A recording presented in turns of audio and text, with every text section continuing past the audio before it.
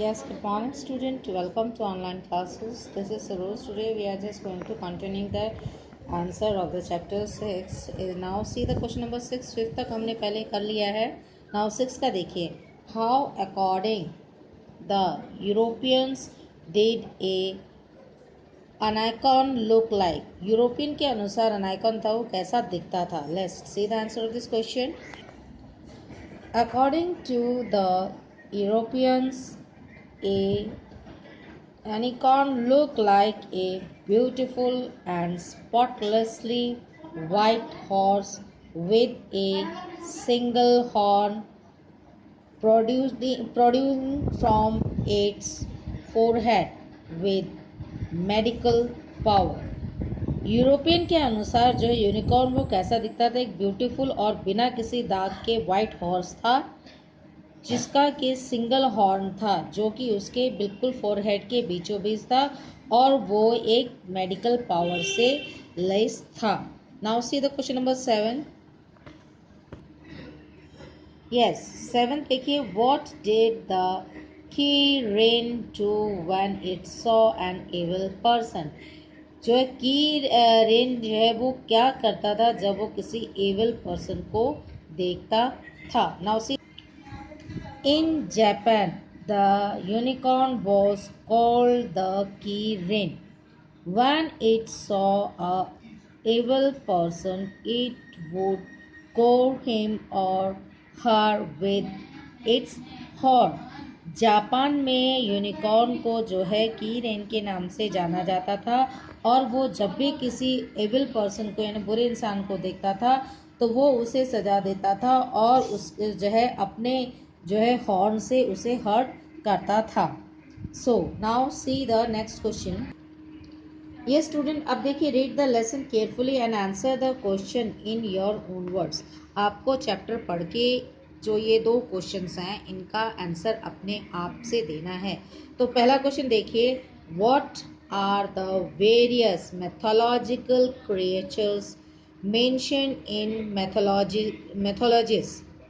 Right a brief note on any one of them. आपने जो है अलग अलग तरह के जो मैथोलॉजिकल क्रिएचर्स यहाँ पे मेंशन किए हुए हैं मैथोलॉजिस्ट ने वो कौन कौन से उनके बारे में बताना है और उनमें से किसी एक के बारे में आपको ब्रीफली एक्सप्लेन करना है. So let us C the answer of this question.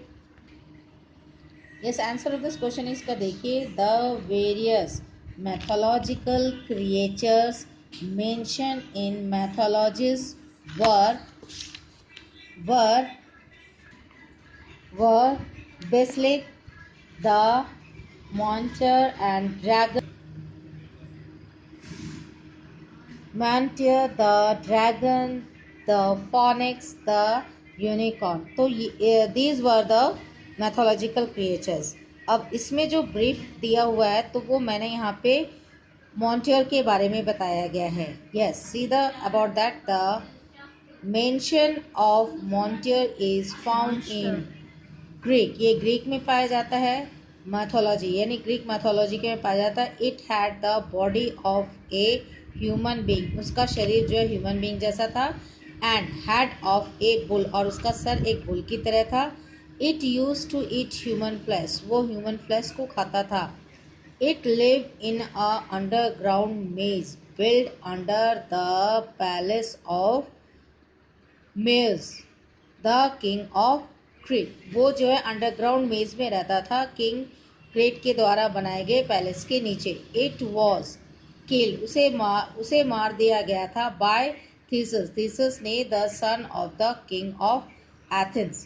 जो एथेंस का राजा था उसका बेटा था थिसिस जो कि सूर्य का बेटा था. उसने जो है मॉन्टियर को मारा था. Now switch on to the next question.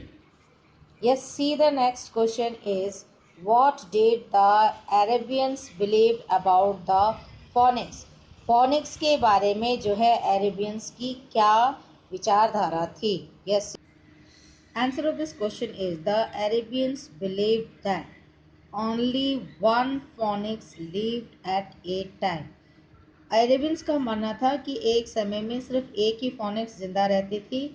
It could live very long. वो बहुत लंबे समय तक जीवित रहती थी. Usually up to about 500 years, आमतौर पे 500 साल तक वो जिंदा रहती थी। It was a colourful bird, वो एक कलरफुल बर्ड थी। Having black, white, red, green and yellow feathers, उसके जो है विंग्स जो थे वो ब्लैक, वाइट, रेड, ग्रीन और येलो कलर्स के थे। It live near a cool well, वो एक कूल वेल के पास रहती थी। And use the water from the well to have bath every day, और उस कुएं के पानी से ही वो रोज नहाती थी। And it sing so beautifully that even the sun would stop to listen, वो इतना सुंदर गाती थी कि उसके गाने को सुनने के लिए सूरज भी जो है अपने स्थान पर रुक जाता था। इस जो है आज आपका ये चैप्टर 7 कंप्लीट हो जाता है। नाउ इस वीडियो में मुझे आपको ये याद करना है और समझना। In case you find any doubt you can directly contact to me. Student, इस वीडियो को लाइक कीजिए, शेयर कीजिए, चैनल को सब्सक्राइब कीजिए और बेल आइकन पे क्लिक करना ना भूलें। Thank you, take care, bye.